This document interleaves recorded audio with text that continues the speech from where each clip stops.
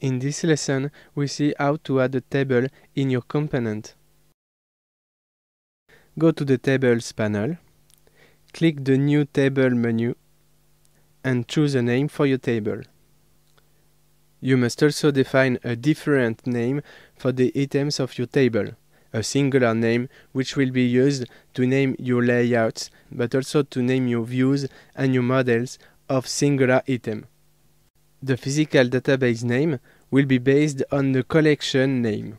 The aliases are based on the names or titles, but you can override them as you want. It's not a problem.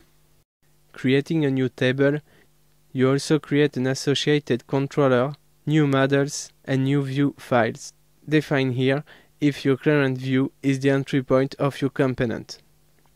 Means that this view is the default view of your component. It can be different for the backend and for the front end. Well, let's now add some field in our table. To do this, we choose a data type, in this example a string or a varchar, and we drop it in the data fields of our table.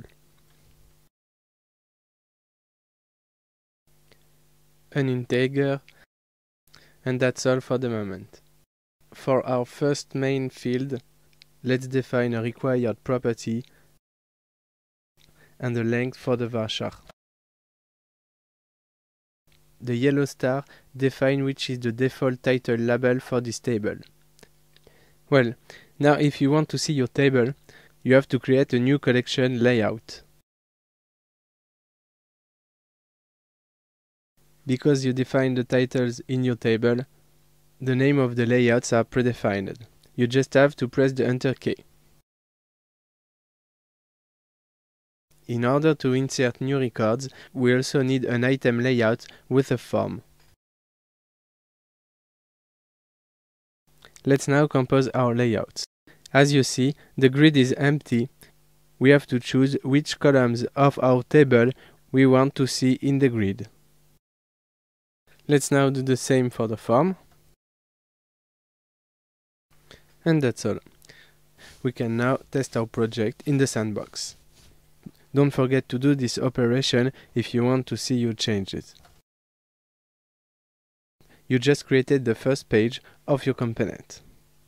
The name column, the population column, and now we can try to add a record.